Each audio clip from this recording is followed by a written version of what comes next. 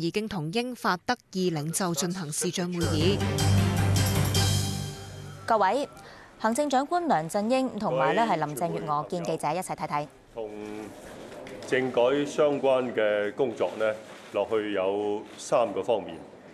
特區政府呢會繼續係努力做好嘅。第一呢，就係我哋盡快讓香港嘅社會秩序，包括我哋嘅交通秩序呢，回復正常。過去嗰幾日，警方呢做咗有效嘅開路工作。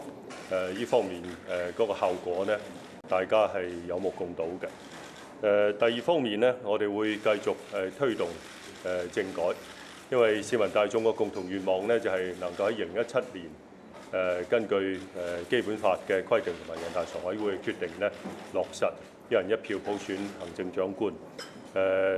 譚志源局長早前呢同大家講咗，就會喺今年嘅第4季度就展開政改嘅第2輪諮詢。第3方面嘅工作呢，就係我哋會繼續同各界對話，我哋繼續同各界對話，我哋謀求共識。當然呢個對話對象呢，亦都包括同學聯嘅代表對話。同學聯嘅對話呢，過去嗰2個星期呢，係有一啲轉折同埋反覆嘅，但我仍然呢係努力係希望呢能夠同學聯嘅代表呢能夠重新啟動對話。我哋一直都清楚表示，就同學聯對話呢個問題上呢，儘管較早前呢雙方嗰個對話呢係暫時擱置，但係我哋一直呢都係喺度積極咁尋找合適嘅機會同埋空間呢去重新啟動個對話嘅。呢幾日包括今朝呢，透過幾位中間人去同學聯接觸，我哋表示一個願望，就係希望呢雙方能夠盡早正式會面。我哋希望學聯對重啟對話嘅回應呢係正面嘅。雙方呢早前嘅早日嘅會面，雙方即係政府同學聯嘅早日會面呢係符合社會大眾嘅期望嘅。因此呢，我哋希望有關同學聯嘅會面呢，最快可以喺下個星期展開。我哋較早前呢已經同學聯嘅代表呢開咗3次嘅籌備會議。當時呢雙方已經就一啲原則呢係達成共識，只係有一啲細節呢係需要雙方繼續去處理同埋落實嘅，譬如話場地同埋會議主持人呢啲問題。喺場地方面呢，我哋同學聯嘅成員上個星期呢，其實已經進行過一啲場地嘅視察，物色到可行嘅地點。咁至於主持人方面呢，我哋建議呢係揾大學校長擔任，請大學校長呢擔任呢個主持，客觀公平咁呢嚟到主持對話。我哋知道有啲大學校長呢，佢哋都係十分有心嘅，佢哋係願意呢係提供協助，但係具體嘅人選同埋具體嘅安排呢，我哋係會同學聯呢係繼續探討嘅。我本人同特區政府同埋廣大同學，以至到全社會，同樣呢係都非常希望香港嘅政制發展能夠向前邁出一大步。我衷心希望大家能夠繼續呢喺基本法同埋全國人大常委會嘅決定嘅基礎上面，理性平和咁務實咁去討論政改，並且呢致力落實2017年嘅行政長官普選，讓全香港市民500萬香港嘅市民，唔係淨係呢1200位選舉委員會嘅委員呢，可以一人一票嘅方式選出下一任嘅行政長官。大家都知道，特區政府呢亦都深深認識到政改係一個具爭議性嘅問題，喺任何社會一個咁大嘅一個選舉制度、選舉方式嘅改革，係一個十分具爭議性問題嚟嘅。咁所以呢，一次嘅對話呢係唔能夠解決所有政改問題同埋收窄大家分歧嘅。呢個亦都係我哋同意學聯嘅同學們呢，佢哋較早前提出，就係希望呢能夠多輪對話嘅原因。但我深信呢，政改3人組能夠盡快同學聯以至社會上嘅其他人士嘅對話呢，同埋嘅繼續對話呢，係積極嘅一步嚟。多謝。請問一個中間人係邊位係積極？幾位大學校長呢？同埋今次重啟對話，政府有冇前設？如果學聯喺對話之前將呼籲人集會，政府會唔會因為咁再擱置對話？我睇嘅對話嘅目標係好清晰嘅，就係希望咧大家能夠就政制問題能夠解決好嚇。我哋希望能夠喺2017年咧500萬香港市民都能夠自己去票站嗰度投票。呢個呢正本清源係我哋同學聯嘅朋友一個共同目標嚟嘅，點樣將政改做好。咁所以呢，唔應該有其他嘅前設。呢個亦都係點解我哋喺10月2號接近午夜嘅時候呢，請新聞界朋友嚟到禮賓府呢個地方向大家表示。嗰日我哋回應得好快，大概呢，我哋自己內部傾咗大概半個鐘頭呢，就決定召開嘅記者會。當晚11點半左右呢，我哋表示我哋呢係願意同學聯對話，因為呢大家呢當時呢都認同學聯呢佢提出佢話對話嗰個議題呢係政改咁，我覺得呢個係非常好嘅。咁所以呢嗰次呢，我哋係一個大家都能夠有共識嘅一個對話基礎。咁至於呢個中間人嗰個問題嘅話，請司長講一下。自從上個禮拜4，我係抱住失望同埋無奈嘅心情咧，就要公佈我哋暫緩同學生嘅對話之後咧，有唔少早期咧都擔當過中間人嘅朋友咧，亦都馬上接觸翻我。咁我亦都轉達咗呢個信息咧，我哋希望係繼續能夠有個空間，有個機會咧同學聯對話。咁所以同樣呢幾位朋友咧喺過去幾日咧就係做咗呢啲嘅功夫。咁我唔方便喺呢度直接透露咧邊幾位係中間人。聽唔到。We're stepping into the 20th day of Occupy Central movement tomorrow. So when do you think the group will meet with the Federation of Students? And do you think it would bring the city closer to end the movement?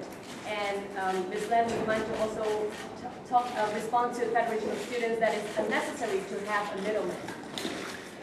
It's always been my wish and the wish of the Hong Kong SAR government, and definitely the wish of the Hong Kong community, for the government to start and maintain dialogue, not just with the representatives of the student body in Hong Kong, but also various other sectors of the Hong Kong community.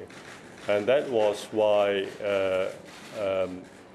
about 2 weeks ago, we called a press conference at this very same location to agree to discuss with representatives of the students the question of universal suffrage to elect the chief executive in 2017, because the students offered the dialogue on the basis of discussing this very same subject, but not other unrelated issues. So as long as the students or other sectors in Hong Kong are prepared to focus on this issue, yes, we are ready. We're prepared to start a dialogue and maintain that dialogue.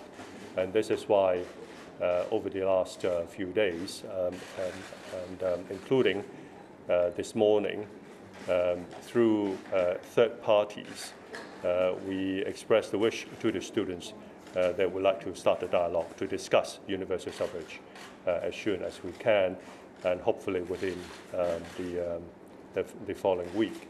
The remaining question.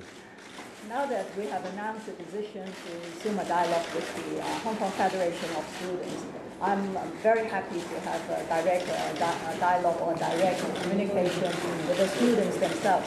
But sometimes I hope you will realize that when both sides are not entirely certain of each side's position on certain matters, middlemen could be a helpful channel to exchange those views and enhance communication. And just to make my answer to the English question complete, and to supplement my answer to your question, holding and maintaining a dialogue is one of the three main areas of work of the Hong Kong SAR government going forward. And there are two other areas which are also equally important. And these two areas obviously are also related to our constitutional development. namely universal suffrage, to elect our chief secretary in 2017. One is to restore order in Hong Kong according to the laws of Hong Kong as quickly as we can, including normalizing traffic in Hong Kong. We have seen positive results of police actions in clearing roadblocks erected by people who occupy various thoroughfares and roads and streets of Hong Kong. So that's another area. The third area of work, which we will endeavour to push forward, is equally important, and this is to start the second round of consultation with a view to take forward our constitutional development, as the Secretary has said, in the fourth quarter of this year. And so we're going to, in parallel, push ahead in all these three areas: dialogue, restoring law and order in Hong Kong, and the second round of consultation.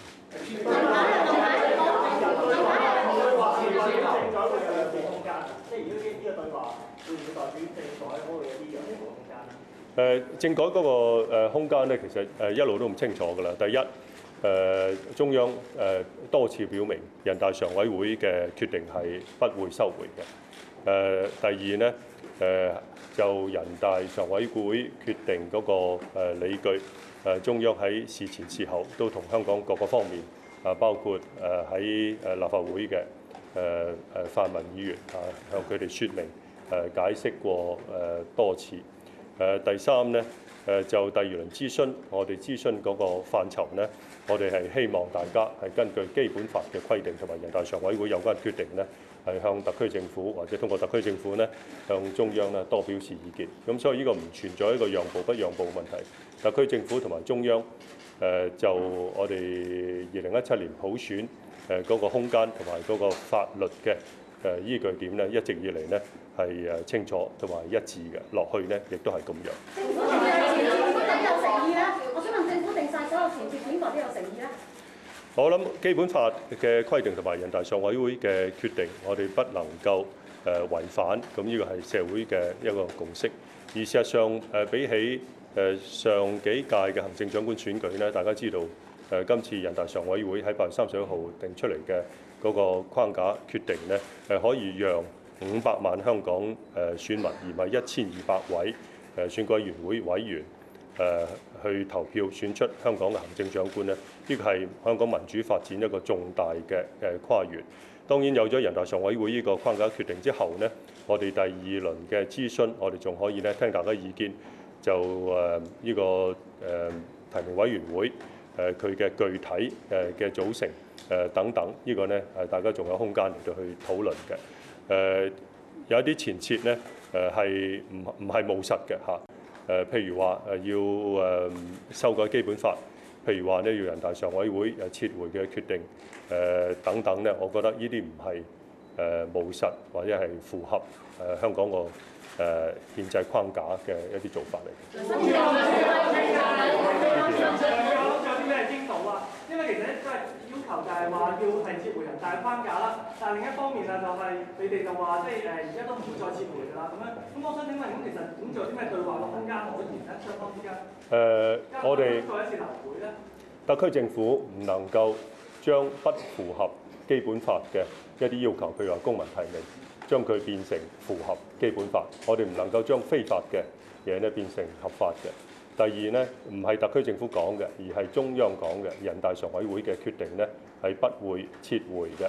因此呢，我哋落去推動香港嘅政制發展，我哋要落實2017年普選行政長官。我再重申一次，2017年根據人大常委會呢個框架決定，我哋讓香港500萬選民能夠一人一票選行政長官呢，呢個係香港歷史上我哋政治政制嘅一個重大嘅跨越。香港百幾年嚟從來未試過有一人一票選行政長官。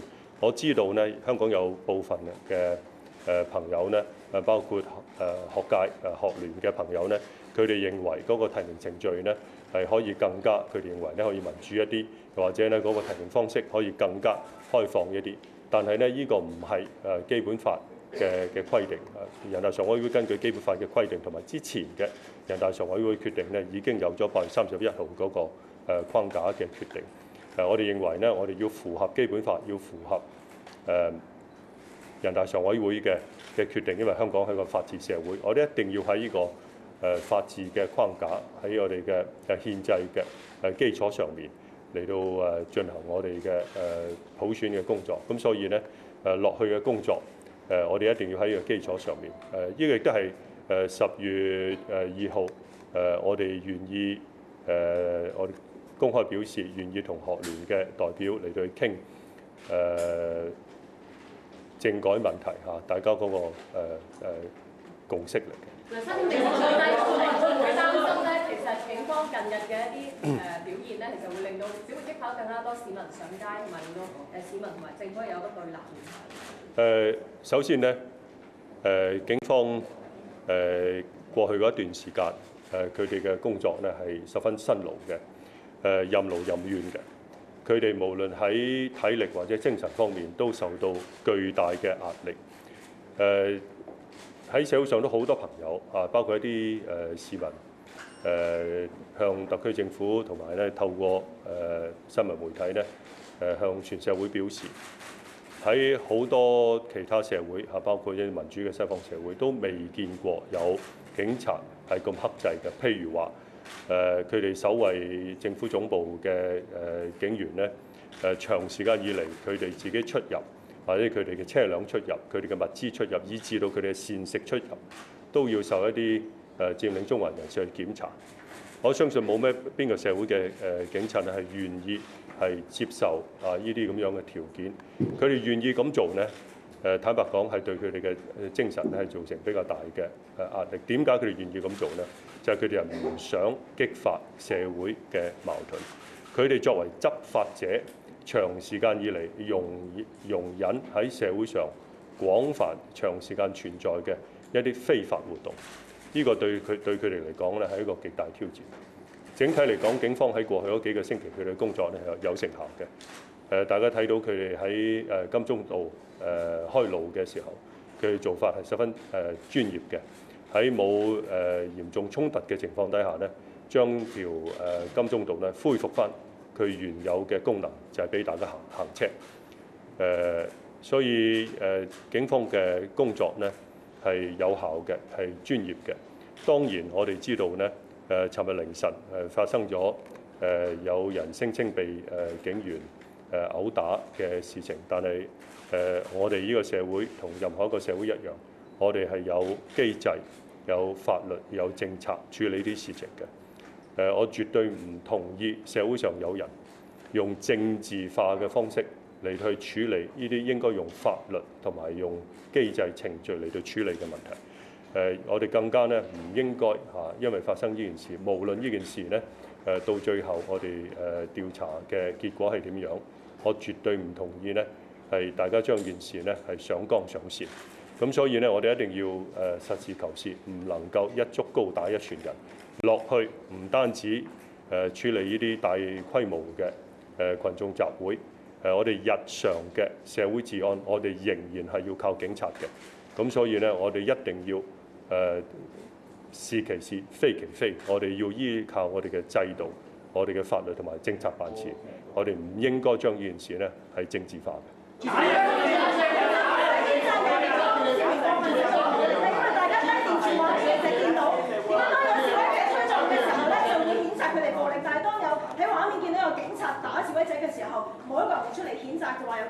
任何嘅投訴呢，無論係佔領中環人士嗰邊又好，或者係警察呢邊又好，我哋都應該依法辦事。你睇條片未啊？你有冇睇條片啊？Is there any point having dialogue with the students? Because you've already said there is zero chance that Hong Kong will be awarded the universal franchise by the central government, by the Chinese government.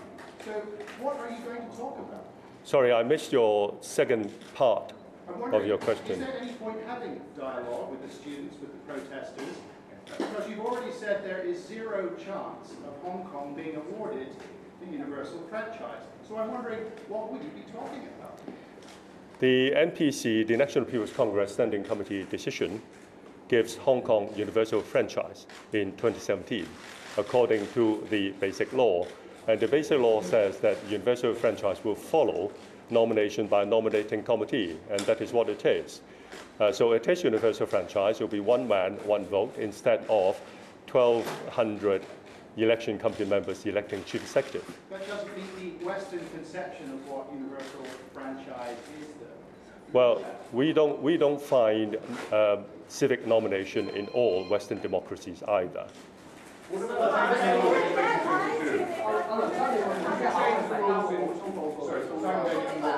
Yes. Is there a possibility about discussing a significant change in the rules going forward, say in 2022? Do you think that there is a possibility of compromise on that score? 2022? Yes, after the 2017 is set. Again, please read the Basic Law, and please read the various decisions of the National People's Congress Standing Committee. The Basic Law says that when there is a need to change the method of electing chief executive, then we go through the process. Namely, we have 2/3 supermajority of electoral members, we have the consent of the chief executive, and then we have approval of the National People's Congress Standing Committee.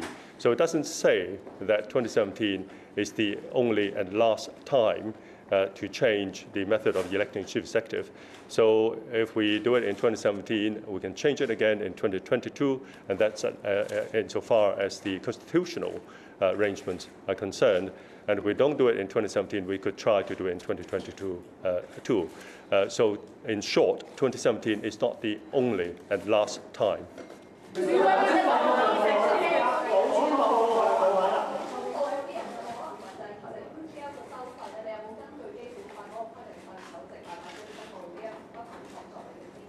我係根據嗰個規定咧，基本法嘅規定咧，將所有需要申報咧向大法官申報嘅。至於前面嘅問題係，我哋未傾之前咧，我哋唔知道學聯或者任何其他人士咧係要求我哋喺報告裏邊補充啲咩嘢。事實上過去咧我哋局長同埋司長都講過，我哋嘅報告咧係如實同埋詳盡咁反映香港社會各界嘅意見或者一樣嘢咧。請局長應該再補充下。我想講嘅咧就係我哋嗰個報告當我哋開記者會，我哋話提交報告嘅時候咧，大家知道我哋擺滿一台，唔單止咧係個報告本身，仲有咧我哋係喺各界所收到嘅意見嘅全文同埋原文嚟嘅。仲有咧喺呢度再提一下，喺人大常委作出有關嘅決定之前咧，我本人同埋特區政府安排咗香港全體嘅立法會議員，包括泛民嘅議員，喺上海同負責政改嘅中央官員咧係見面。而呢啲泛民嘅議員咧，亦都我相信係全面反映咗香港社會各界，尤其係泛民人士對政改嘅訴求。咁所以咧，我哋好難講話喺做完所有呢啲5個月裏邊我哋做嘅工作之後咧，人大常委會或者中央嘅其他部分咧係唔知道香港任何一方面佢對政改嘅訴求同埋意見嘅。請一頭局長。或者我答咗頭先呢位記者講個補充報告嘅問題啦。正如我琴日喺立法會都有解釋過咧，我哋要睇如果喺學聯或者喺社會上有人士係提議用一個我引述佢哋嘅講法係補充報告呢一個嘅提述嘅話咧，可能會引起一啲誤會都唔定嘅。因為喺我哋嘅5部曲裏邊咧，行政長官已經提交咗佢嘅報告俾人大常委會，已經完成咗第一步。人大常委會喺8月31號咧，亦都作咗第2步嗰個決定。嚟緊嘅工作咧，正如行政長官所講咧，就要係香港特區政府係向立法會咧提交一個議案修改基本法嘅附件1。咁呢個咧就係第3步。所以喺第2步同第3步中間咧係不存在，另外仲有一步叫做要提交一個補充報告。所以喺憲制程序上咧係不存在嘅。另外咧要睇翻所謂要提議補充報告嘅目的為何咧咁。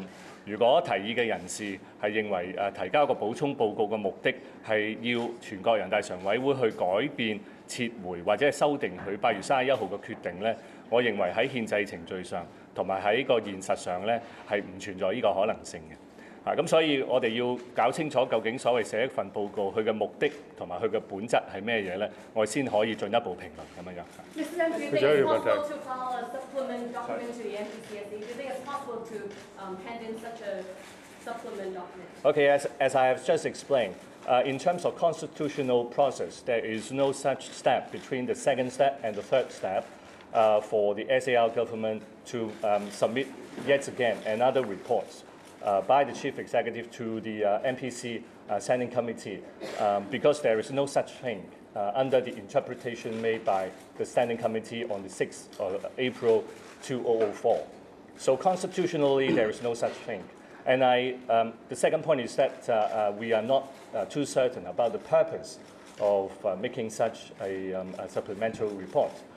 If the purpose as put forward by some in the community is as such to ask the NPC Standing Committee to amend, to adjust, or to withdraw its decision made on the 31st August, I don't think it's realistic, nor is it appropriate constitutionally for the Standing Committee to do that. So before or unless and until we have a better idea about what kind of document that the proposer putting forward, we will not comment further on this proposal. 最後一條足。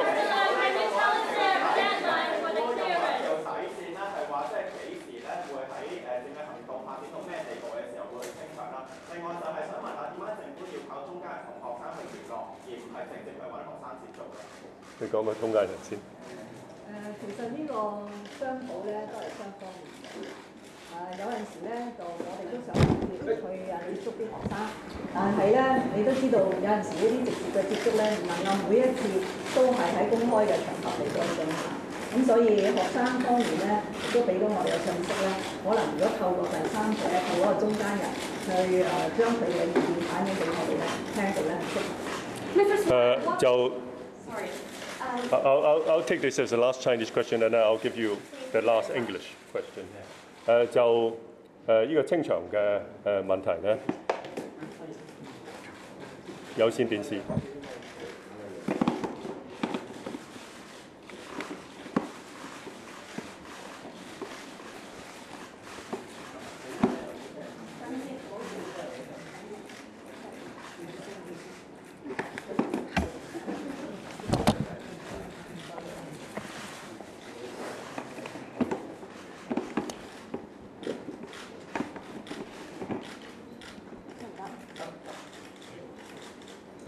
經過2個多星期嘅各區嘅主要街道被佔領之後，香港嘅交通、社會秩序、經濟活動、中小型商號嘅經營、學生嘅上課學習等等，都受到嚴重嘅影響。而社會上呢，受直接間接影響嘅市民呢，嗰個怨氣亦都越嚟越大。一部分呢啲怨氣呢，係體現喺有部分嘅市民、有部分行業嘅從業員，佢哋呢自己去採取一啲開路或者清場嘅行動。特區政府同埋警方一方面呢，係對市民尤其學生對政改嗰個訴求我哋係小心聆聽嘅。我哋一方面呢係用最大嘅容忍度去讓呢啲市民呢係用佔領香港主要街道嘅方式嚟到去表達佢呢方面訴求，但係我哋都唔想見到喺社會上有人因為呢啲佔領人士，包括學生，佢哋長期佔領街道呢，係同佢哋造成衝突。呢個呢喺過去嗰一段時間呢，大家都睇到咁樣嘅場面，呢個係我哋絕對唔想見到嘅。而到最後呢，特區政府同埋警方都係有責任係維持社會秩序，係依法辦事，以法治港。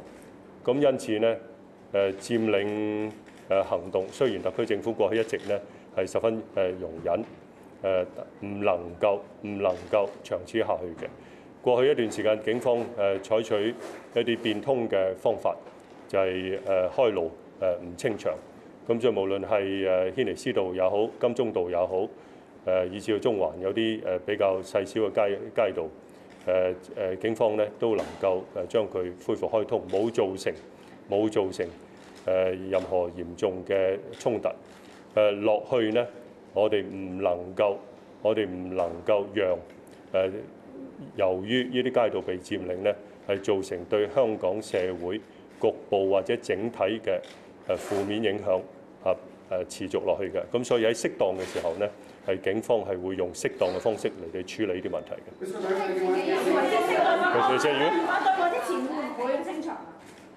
嘅。對話同埋清場呢，呢個重要嘅嚇。對話同埋清場係兩回事嚟嘅。我哋唔會因為對話而唔去清場，我哋都唔會因為清場而去對話。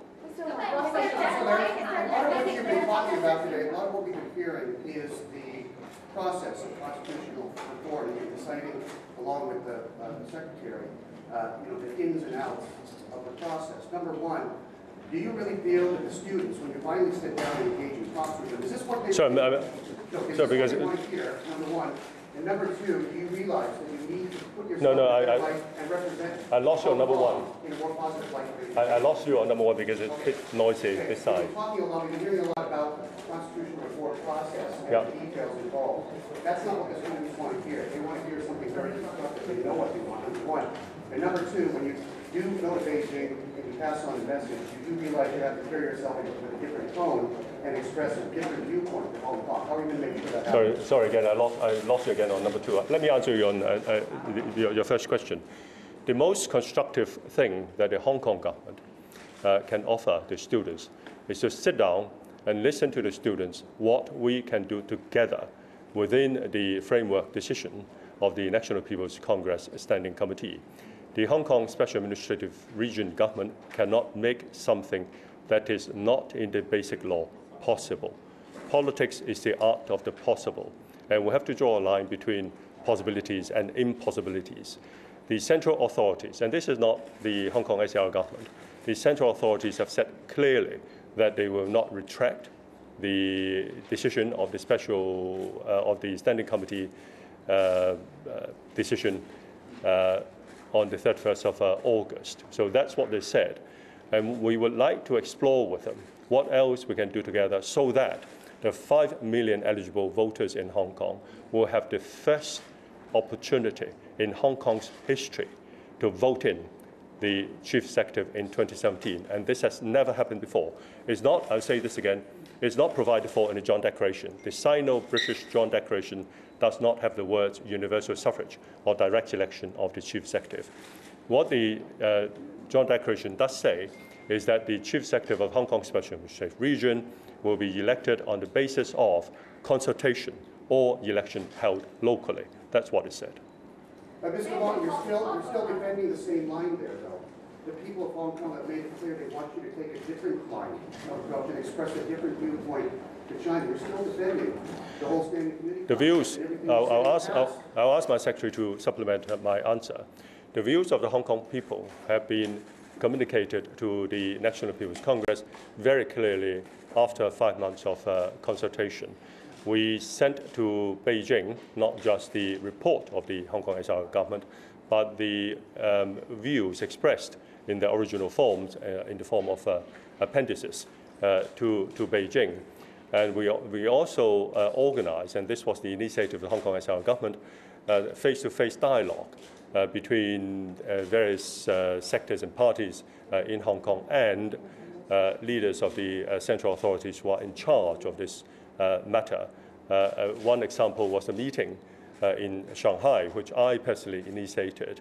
I know it was boycotted by some members of LegCo, but a good number of the so-called pan-democratic camp of LegCo attended, and they had a chance of direct dialogue with the leaders of the central authorities. And no one has said specifically what has been left out of the report or the appendices that we submitted to the central authorities. I just want to supplement that the prevailing views from the Hong Kong Federation of Students is one that they would like to have civic nomination to be part of the nomination process for the 2017 Chief Executive election. I think such a view has been discussed inside out in the past 12 or 18 months already in various sectors of the community, including several occasions where various sectors of the community, as well as all the various political parties of Legislative Council, have face-to-face mentioned this point loud and clear to the responsible officers from the Central People's Government in the past few months as well.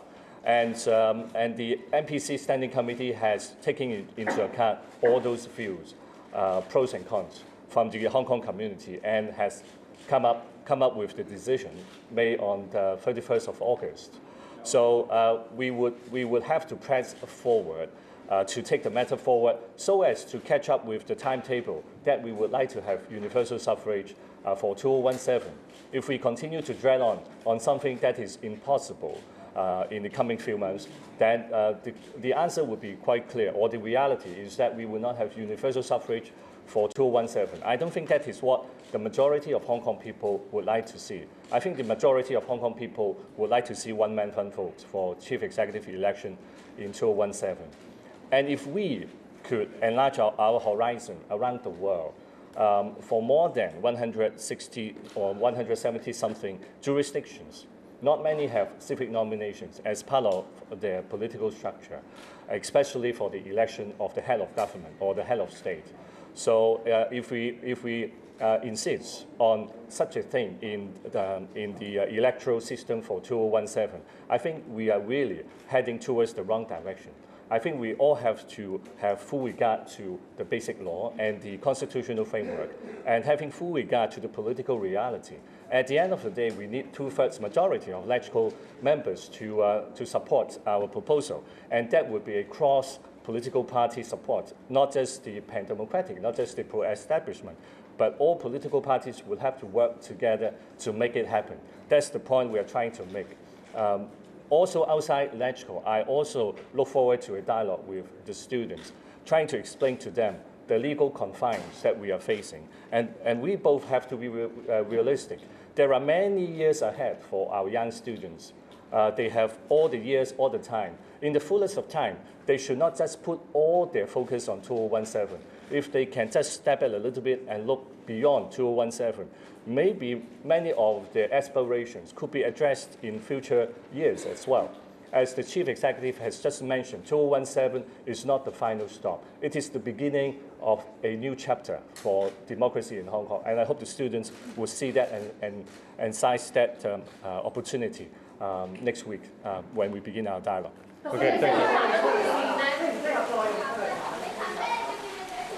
各位，行政長官梁振英同埋政改三人組嘅林鄭月娥同埋譚志源一齊見傳媒。梁振英就話，政府仍然繼續希望同各界就政改係對話，包括重啟同學聯嘅對話，期望最快下星期可以展開。